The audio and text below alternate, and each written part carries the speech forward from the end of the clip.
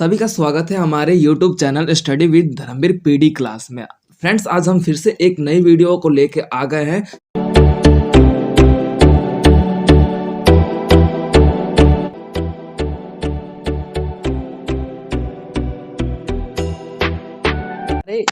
History का जो code है BHIC 133, जो कि आपके एग्जाम के लिए मोस्ट इंपोर्टेंट क्वेश्चंस की बात कर लेते हैं। तो आपके मोस्ट इंपोर्टेंट क्वेश्चन जो है मैंने आप लोगों के लिए सिलेक्ट कर रखा है। तो इसका जो पहला क्वेश्चन आता है आपके एग्जाम के लिए बहुत ही ज़्यादा इंपॉर्टेंट है, बहुत ही ज़्यादा। तो फर्स्ट क्वेश्चन की बात कर लेते हैं। इतिहास लेखन में अरबी और फारसी परंपराओं की विशेषता बताइए। यानी कि इतिहास जो लेखन था उसमें अरबी तथा फारसी लेखन के परंपराओं की विशेषता बतानी है। ये आपका फर्स्ट बोल सकते क्वेश्चन है। सभी स्टूडेंट नोट डाउन कर लीजिए। इतिहास लेखन में अरबी और फारसी परंपराओं की विशेषता बताइए। ये आपका फर्स्ट क्वेश्चन है। ठीक है, ठीक ठीक है। तो बात कर लेते हैं इतिहास लेखन की अरबी और फारसी परंपराओं के जो विशेषता है उसके बारे में बताना है। तो देखो, अरबी और फारसी जो कि इस्लामिक विश्व का सबसे बोल सकते हो ये सबसे ज्यादा फेमस भाषा था। पहले क्या था, अरबी और फारसी को ज्यादा विश्व स्तर पर प्रचलित माना गया था, इसको अत्यधिक प्रायोरिटी दिया गया। आज विश्व स्तर पर कौन सी भाषा है, ज्यादातर इंग्लिश देखी जाती है कि हर एक क्षेत्र में ज्यादातर इंग्लिश व्यवस्था को विश्व का सबसे सर्वोत्तम भाषा देखा जाता है कि इंग्लिश को प्रायोरिटी ज्यादा। चाहे आपके कंप्यूटर में हो गया, चाहे आपके फोन में हो गया, हर जगह पे आपको इंग्लिश की भूमिका ज्यादा देखने को मिलती है। तो उस समय क्या था कि अरबी तथा फारसी भाषा का जो इस्लामिक जो प्रथम विश्व युद्ध का प्रथम प्रथम विश्व का भाषा माना जाता था और इसको अत्यधिक महत्व दिया गया, जिसके कारण अरबी भाषा का जो उपलब्ध है महत्वपूर्ण रूप से उसकी भूमिका और ज्यादा इंपॉर्टेंस हो गई। अब मान लो कि आप किसी चीज को ज्यादा वो दे रहे हो, प्रायोरिटी दे रहे हो, तो भाई उसकी इंपॉर्टेंस भी बढ़ेगी ना, बढ़ेगी ना। अब जैसे कि किसी इंसान को हम इंपॉर्टेंस ज्यादा देते हैं तो भाई उसके भाव बढ़ जाते हैं, वही बात है। ठीक है। तो उसी सिचुएशन में क्या है कि हमारे अरबी तथा आप आपके बोल सकते हो फारसी भाषाओं का जो परंपरा है ना, वो ऐतिहासिक घटना और ऐतिहासिक राजनीति व्यवस्था के रूप में अरबी भाषा अरबी भाषा जो बहुत ही बड़े पैमाने पे इतिहास का एक वास्तविक युग के रूप में जाना गया कि अरबी भाषा के रूप में ही सब चीज बातें की जाती थी और सारी रचनाएं की जाती थी। सांस्कृतिक हो गया, धार्मिक हो गया, या फिर जीवन से संबंधित कोई भी घटना होगी, उन सभी का जो समावेश है वो कौन सी भाषा में किया जाता था, अरबी भाषा में किया जाता था तथा फारसी भाषा में। तो इसीलिए इसको विश्व का सर्वोत्तम या फिर बोल सकते हो कि विश्व का प्रथम भाषा के रूप में जाना गया था। जब पूरा विश्व एक दूसरे स्थान पर एकत्रित हुआ या फिर एक बोल सकते हो कि एक दूसरे के बारे में जानना शुरू हुआ, तो विश्व का इस्लामिक जो भाषा था वो यही दोनों निकल कर आए। उस समय इस्लामिक कंट्रियों का राज था। क्या था, इस्लामिक कंट्रियों का राज था, जिसके कारण विश्व में अरबी तथा फारसी भाषाओं का जो परंपरा का जो दौर है ना, बड़े पैमाने पे विश्व में देखा गया, जिसके अंतर्गत हमारे अरबी और फारसी भाषा पर सांस्कृतिक, धार्मिक और तथा आर्थिक व्यवस्था के रूप में तथा हमारे पवित्र कुरान के रूप में इसे देखा गया था। यानी कि जो हमारे पवित्र कुरान है ना, जैसे आज हम बोल सकते हो कि हमारा महाभारत और बोल सकते हो कि रामायण है, वैसे ही आपका बोल सकते हो कि बाइबिल पाया जाता है। ठीक उसी प्रकार से कुरान आपके मोमडम्स में पाया जाता है। तो इनकी भी जो रचना की गई थी अरबी और फारसी भाषा के रूप में इस महत्वपूर्ण कुरान से संबोधित किया गया था। यानी कि जिस तरीके से कुरान होता है ना, उसी तरीके से अरबी भाषा को संबोधित करते हुए इसको एक पवित्र भाषा के रूप में आगे बढ़ाया गया था।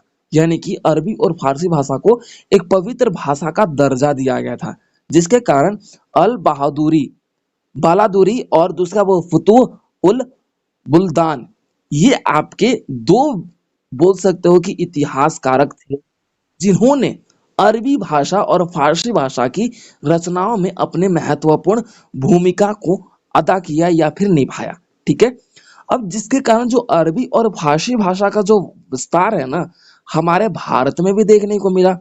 हमारे भारत में भी जिस तरीके से आपके बोल सकते हो कि मुगल आए या फिर अरबी लेखक आए या फिर फारसी लेखक आए, उन फारसी लेखकों के द्वारा जो इस्लामिक व्यवस्था का वर्णन किया गया हमारे भारत में, यानी कि इस्लाम धर्म को उन्होंने लेके चले। भाई जाहिर सी बात है, वो आपका देखा जाता है अरबी और फारसी भाषा किसका देन है, इस्लाम कंट्री का देन है।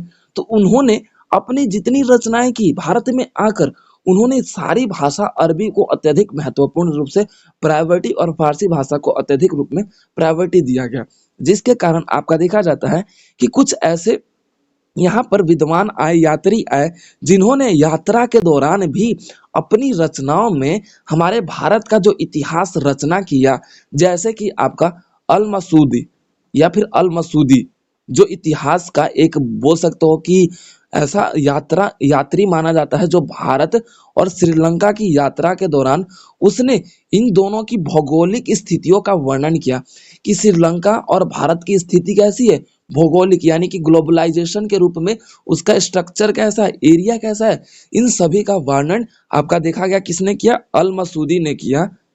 ठीक है, और वो भाषा कौन सा था, अरबी और फारसी। अब इसी कारण से इसे विश्व का महत्वपूर्ण रूप से आपका बोल सकते हो विश्व का सबसे महत्वपूर्ण दर्जा के रूप में इस भाषा को आगे बढ़ाया गया। ठीक है, अब उसके तत्पश्चात क्या हुआ कि जो इतिहासकारक थे ना, इतिहासकारक का जो मुख्य केंद्र था वो आपका अरबी भाषा के रूप में जाना गया, क्योंकि उस समय इस्लाम देश का वर्चस्व हमारे पूरे विश्व पर देखा जा रहा था।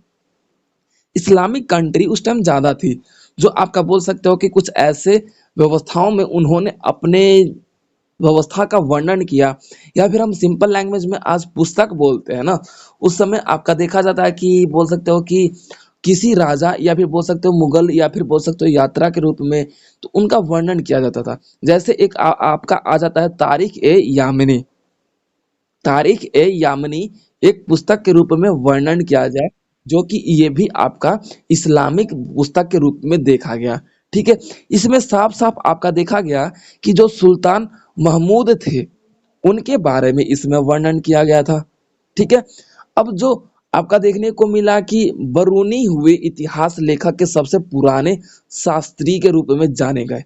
बरूनी इतिहास लेखन का सबसे पुराना शास्त्री के रूप में बरूनी को जाना जाता है। तो इन सभी ने जितने भी इतिहासकारक में अपनी रचनाओं किया, उन्होंने ऐतिहासिक परंपराओं के बारे में बताया, वो सारे किसमें किया गया था, फारसी तथा अरबी व्यवस्था के रूप में किया गया।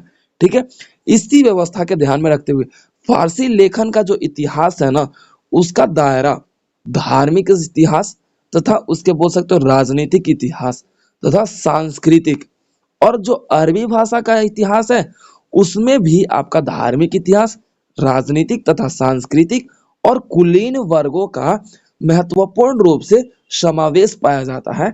उसे आपके इतिहास के रूप में इन परंपराओं को आगे बढ़ाया गया था।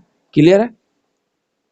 ठीक है, तो हमारा नेक्स्ट क्वेश्चन जो है आपका पर्टिकुलर ये देखा जाएगा कि इतिहास के एक महत्वपूर्ण स्रोतों के रूप में यूरोपीय यात्रियों और वृत्तांतों पर टिप्पणी कीजिए।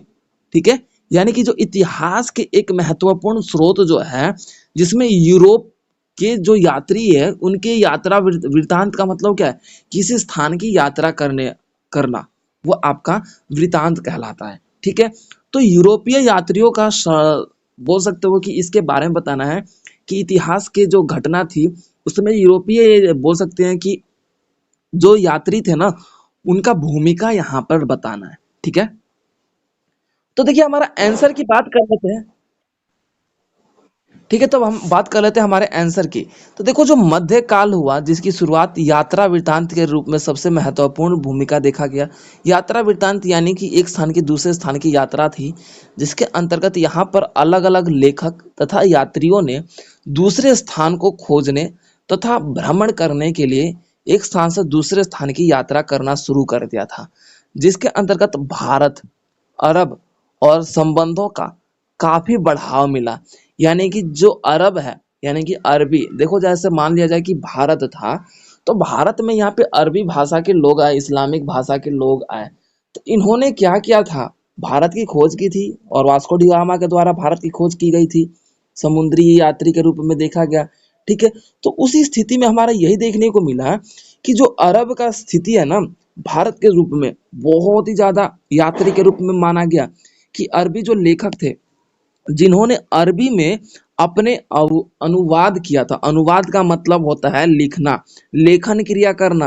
अनुवाद यानी कि अरबी में उन्होंने लिखा था, यहाँ के सांस्कृतिक, यहाँ के परंपराओं, यहाँ के जो संस्कृति हो गए, यहाँ की जो व्यवस्थाएं थी, उनके बारे में इन्होंने इतिहास के महत्वपूर्ण लेखन के रूप में यहाँ पर विकसित किया था।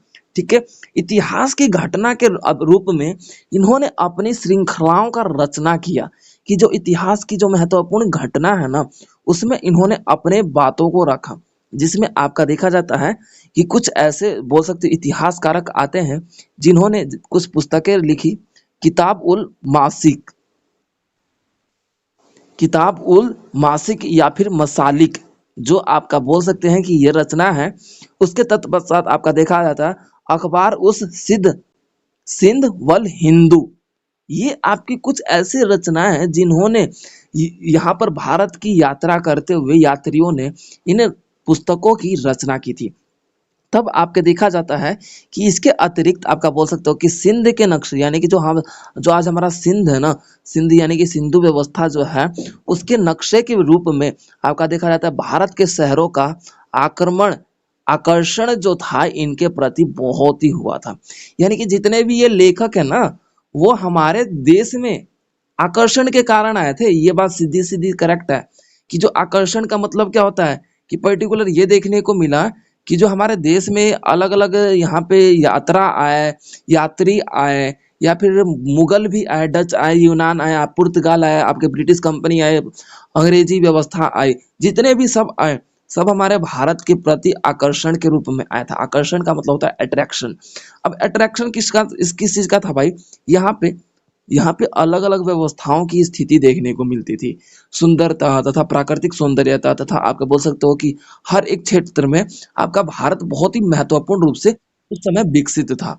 इसी कारण से आपका देखा जाता है कि भारत का जो आकर्षण था इनके ऊपर बहुत ही ज्यादा हुआ था, जिसके कारण इन्होंने अपनी व्यवस्थाओं के रूप में यहाँ पर आकर अपने आप को विकसित किया था।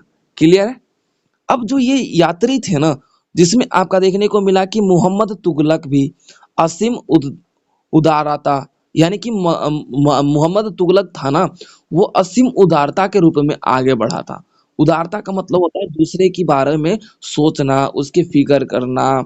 ये आपका देखा जाता है कि मोहम्मद तुगलक बहुत ज्यादा इस तरीके की भावना रखता था। ठीक है। अब उसके बाद आपका देखा जाता है कि अलग अलग जो ये लेखक या यात्री हुए ना, जिसे सुल्तान के रूप में भी आगे धीरे धीरे बढ़ते गए।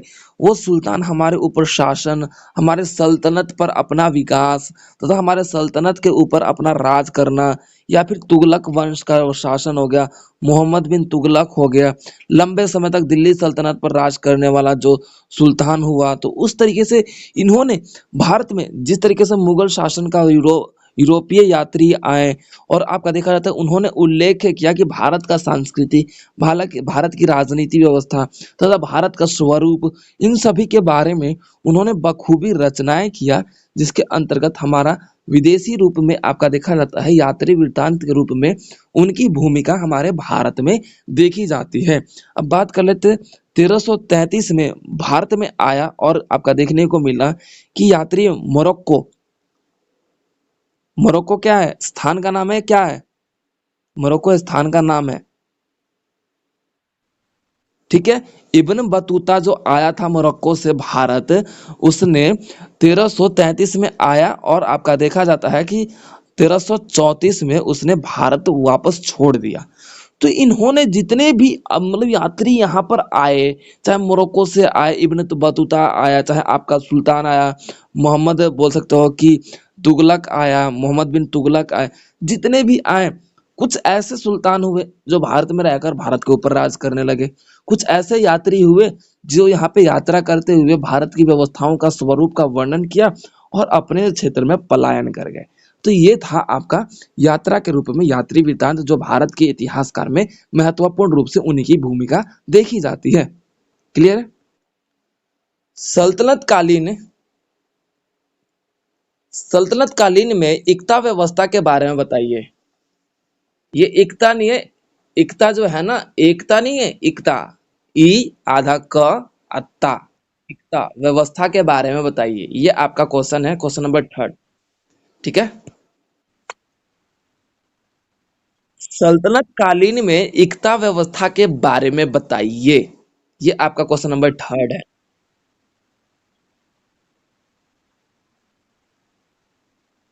ठीक है, तो पहला हमारा जो इसमें हम इसमें लिखेंगे कि इक्ता का अर्थ यानी कि इक्ता क्या था।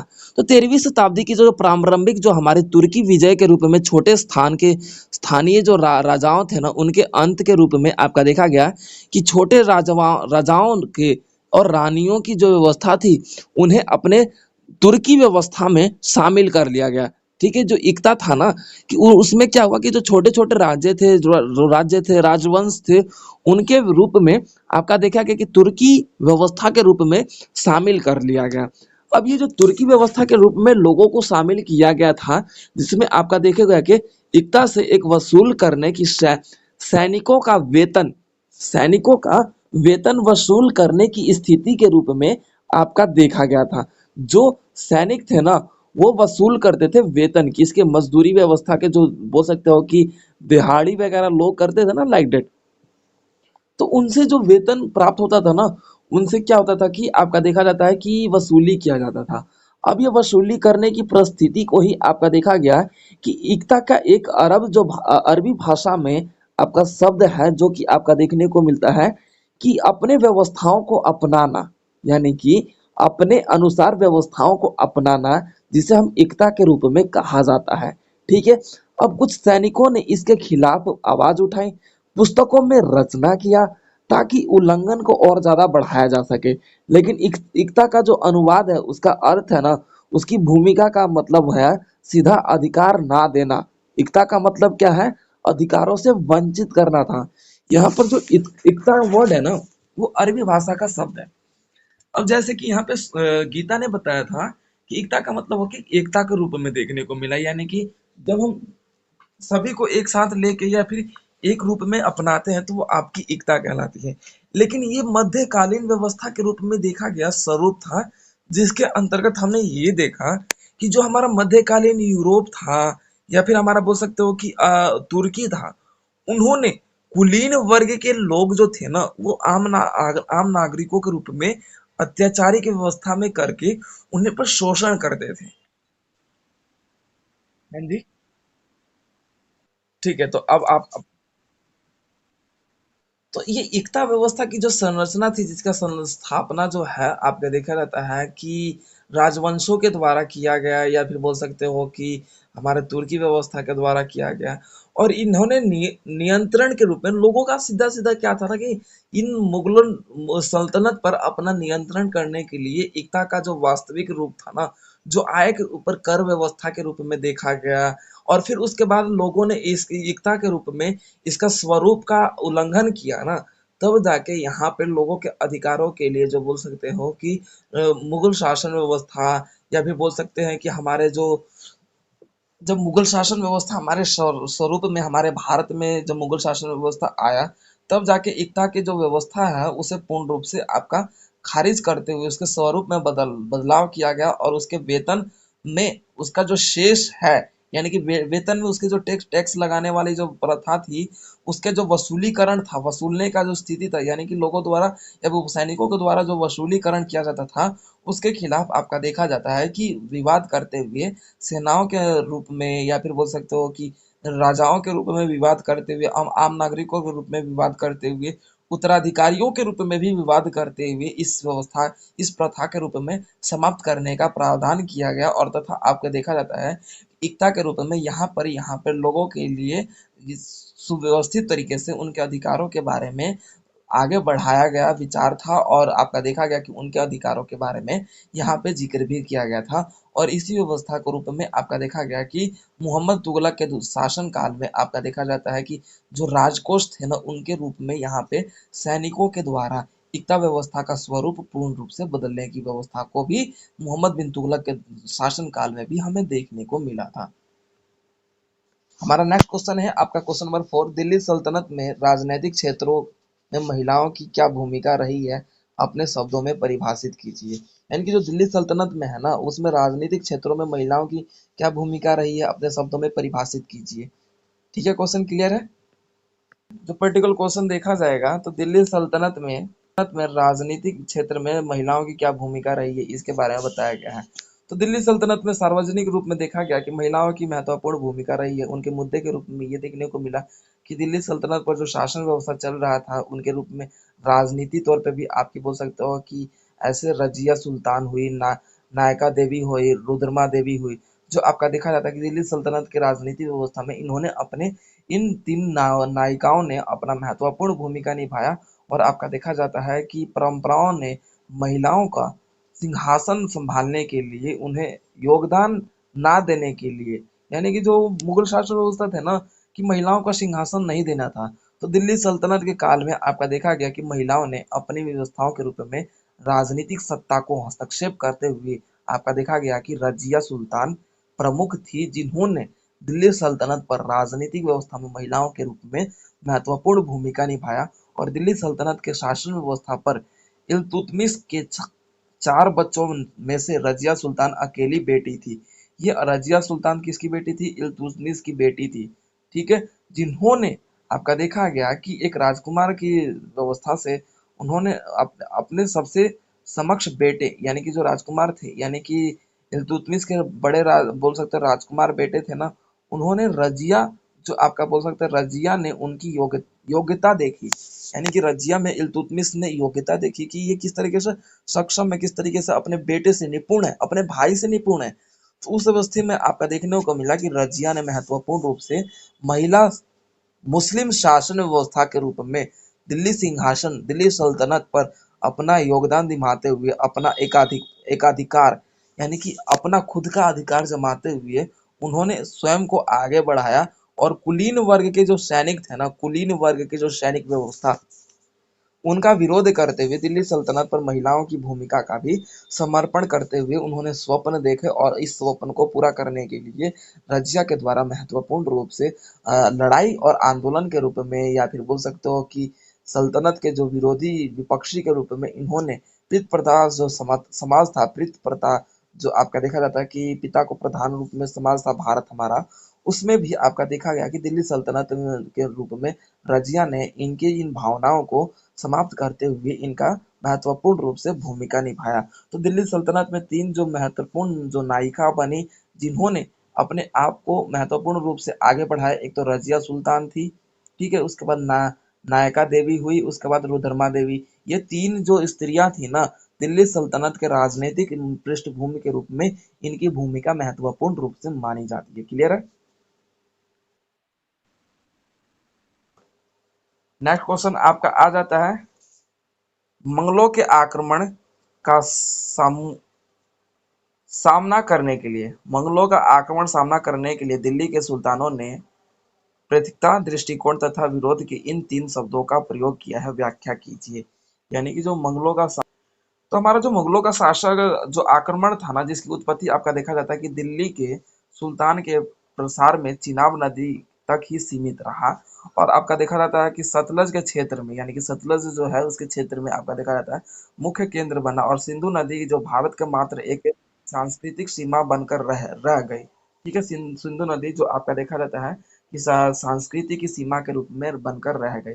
तो इसमें आपका 3 पॉइंट आ जाते हैं। अलगाव अलगाववादी नीतियाँ, अलगाववादी जो नीतियाँ था कि सभी को अलग रखने वाला, या फिर वो सबका, जो दूसरी नीतियाँ है वो आपका तुष्टीकरण था, और उसके बाद तीसरा है विरोध था। तो इसमें आपका अलगाववादी में आपका इल्तुतमिश और अलगाववादी नीति का जो अनुसरण है, वो 1221 में मंगलों का साम्राज्य की स्थिति में आपका देखा जाता है कि चंदेज खान के जो राजकुमार था जलाहुद्दीन मंगलो के पीछे रूप में ये छुपा हुआ था कि जलाउद्दीन, जो आपका बोल सकते हो जलाउद्दीन मंगलो था ना, उसके रूप में आपका देखा जाता है कि सिंधु नदी का जो उसने पार करके सिंधु के पूर्वी क्षेत्र पर घुस गया। यानी ठीक है, इसने आक्रमण किया था। किसने किया था? जलाउद्दीन मंगलो।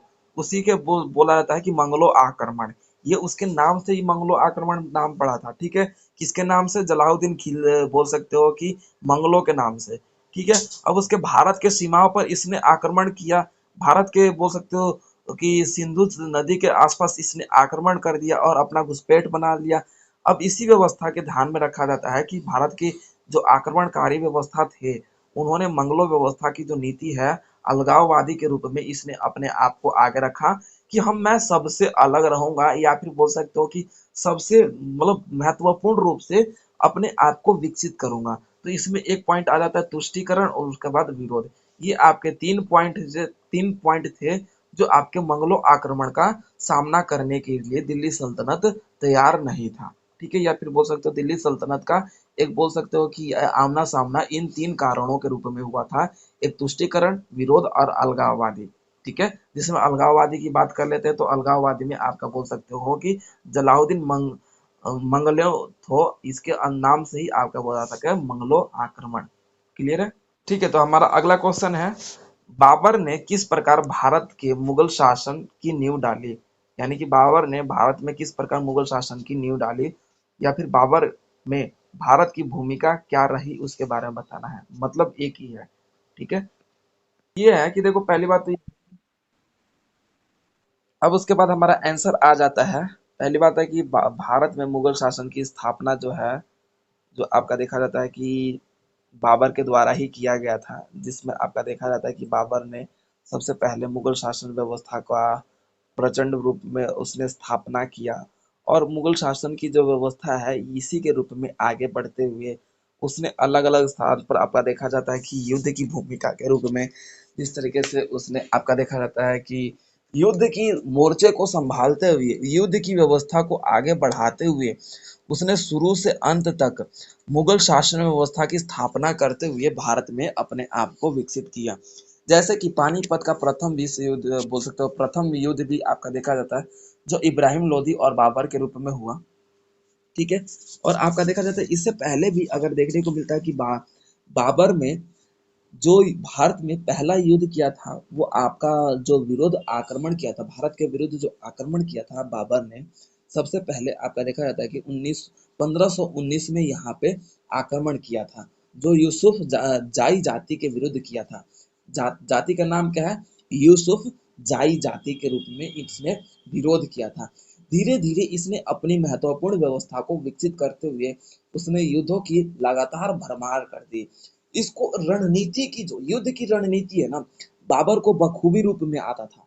इसीलिए बाबर हर एक युद्ध को शक्ति व्यवस्था के रूप में कम पावरफुल होने के कारण भी, कम उसके पास शक्तियां होने के बावजूद भी बाबर हमेशा विजयी हो जाता था।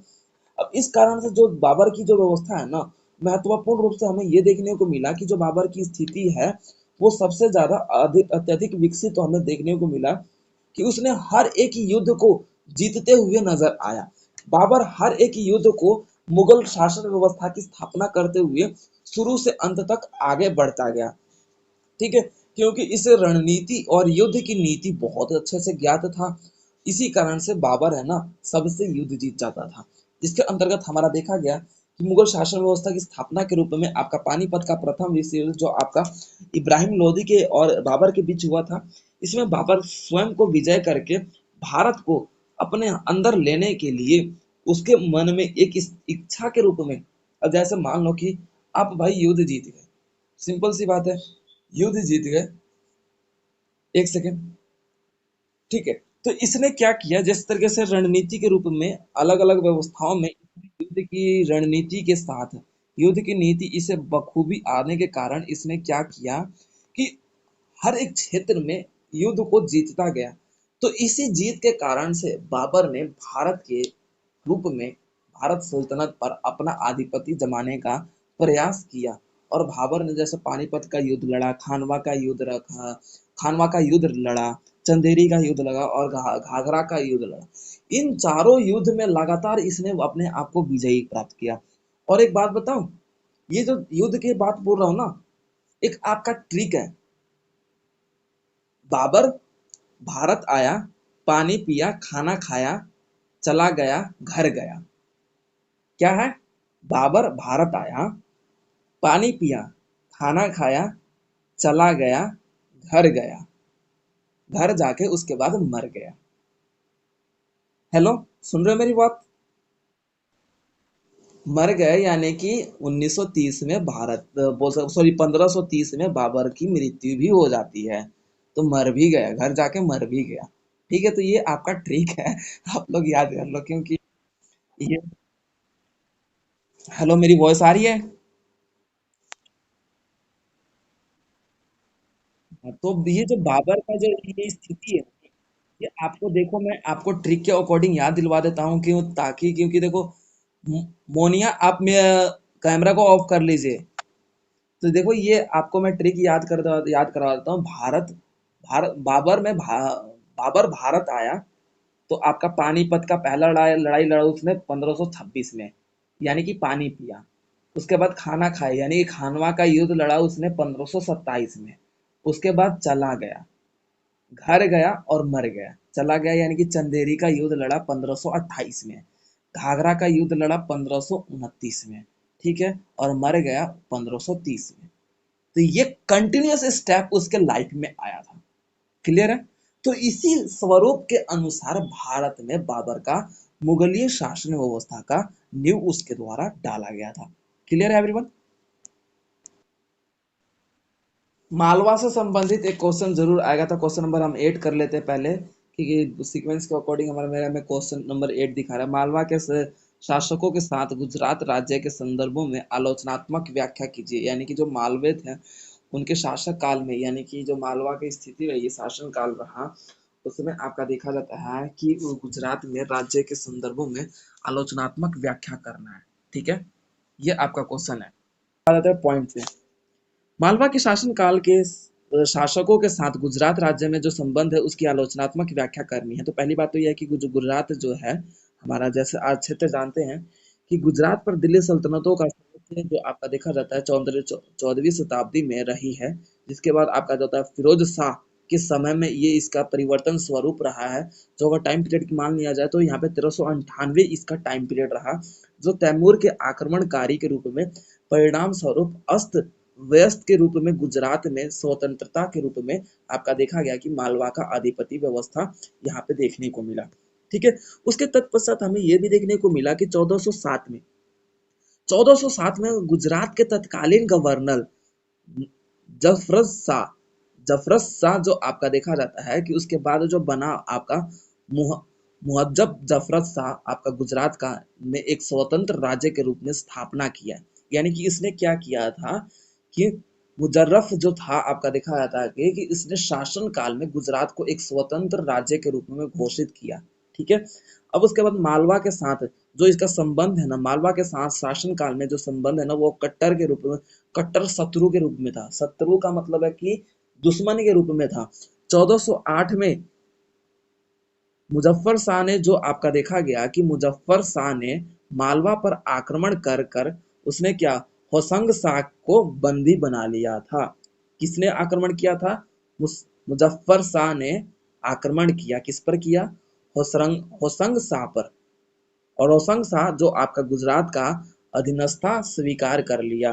गुजरात का अधीनस्था का मतलब ये है कि उसने हार स्वीकार कर लिया, आधा गुजरात उसके रूप में चला गया या फिर उसने स्वीकार कर लिया। अब उसके तत्पश्चात आपका देखा जाता है कि गुजरात की जो व्यवस्था है, अहमद शाह ने होशंग शाह के शक्ति के रूप में कुचल गए। यानी कि होशंग शाह का जो शक्ति है ना गुजरात में, अब वहां पे उसका शक्ति बखूबी टूट कर बिखर चुका था। उसके बाद यहाँ पर आपका देखा जाता है मालवा में मोहम्मद खिलजी ने गुजरात पर आक्रमण किया। गुजरात पर आक्रमण किया मोहम्मद खिलजी ने। ठीक है, उसके बाद मेवाड़ के शासक जो राणा कुसुम्बा जो थे ना, उन्होंने क्या किया कि यहाँ पे मोहम्मद खिलजी के तो कुतुबुद्दीन अहमद शाह के जो आपका बोल सकते हो कि गठबंधन किया। गठबंधन क्यों किया था भाई? आपका शांति के लिए किया गया था। ठीक है, अब ये जो राजपूताना थे, कौन थे राजपूताना? मैंने नाम लिखा, अभी नाम बोला था ना, नाम कौन थे? राणा कुंभा। ये नाम से पता चल रहा है कि भाई राजपूताना थे। तो इनके राजपूताना व्यवस्था के रूप में आपका देखा जाता है कि गुजरात के जो भाग उन्होंने कब्जा किया था अहमद शाह ने, तो उस अधिकारी की व्यवस्था के रूप में आपका देखा जाता है कि गुजरात पर जो मालवा का आधिकारिक व्यवस्था था उसको हटाने के लिए आपका देखा जाता है राणा के द्वारा सिरोही, आबू तथा नागौर के अधिकार का स्थापना करते हुए ने सिरोही, आबू और नागौर पर अहमद शाह का चाचा फिरोज शाह का शासक था। ये जितने भी ये इनके नाम ही अजीब गरीब है कि आप इनमें कंफ्यूज हो जाओगे। ठीक है, तो कुछ कुछ को नाम याद रख लेना। जो इसमें आपका देखा जाता है कि एक राणा कुंभा था। ठीक है, उसके बाद आपका बोल सकते हो मुजफ्फर जो आपका शाह था ना, उसके रूप में भी आप देख सकते हो। और वो आपका देखा गया कि होशंग शाह के रूप में उसने अपने आक्रमण को किया। और राजपूत रूप में आपका देखने को मिला कि राणा कुंभा ने गुजरात को आजाद के लिए आपका देखा जाता है कि मुजफ्फर का शाह जो था ना, उसके विरोध इसने रणनीति अपनाई। और रणनीति के अनुसार आपका देखा जाता है कि राजपूताना व्यवस्था का भी स्वरूप आपका मालवा के शासक काल में आपका देखा गया, जिसके अंतर्गत जो गुजरात का जो राज्य था उस पर आलोचनात्मक रूप से देखने को मिला कि आक्रमण की स्थिति शुरू से बरकरार रही, शुरू से बनती आ रही थी। तो ये था आपका क्वेश्चन नंबर पूरा, जो कि अब कम।